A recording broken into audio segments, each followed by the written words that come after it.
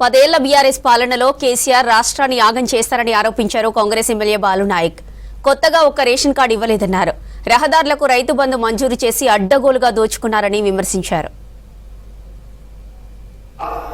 అరాచక పాలన అనంతరం ఇవాళ ఒక అరాచక స్పీచ్ అధ్యక్ష ఈ యొక్క శాసనసభలో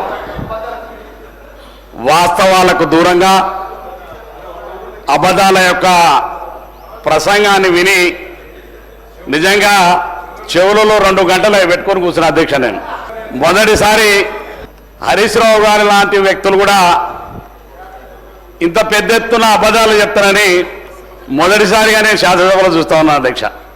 గత పాలన మీరు చూసినారు అధ్యక్ష, ప్రాజెక్టుల పేరుతో అడ్డగోలుగా బొక్కేయడం కాదు కదా అధ్యక్ష పరిపాలన అంటే.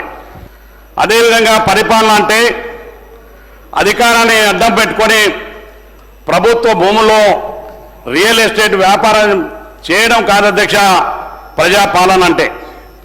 పరిపాలన అంటే పరీక్ష పేపర్ల లీకేజీల ద్వారా పబ్లిక్ సర్వీస్ కమిషన్ పాలకులు తమ యొక్క అడ్డగోలు సంపాదన కేంద్రాలుగా మార్చడం కాదు అధ్యక్ష పరిపాలన అంటే.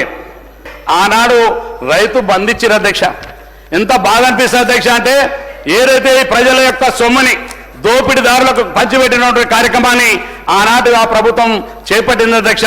కానీ ఈనాటి ఈ ప్రభుత్వం ఎవరైతే నిజమైన రైతులు, వ్యవసాయం చేసే రైతులు, ఆ రైతానికి సంబంధించిన వ్యవసాయానికి ఆరోగ్యమైనటువంటి భూములకు తప్పకుండా 12,000 రైతు భరోసా ఇచ్చే కార్యక్రమాన్ని ఈ ప్రభుత్వం చేపడుతుందని చెప్పి ఈ సభకు తెలియజేసుకుంటున్నాను అధ్యక్ష.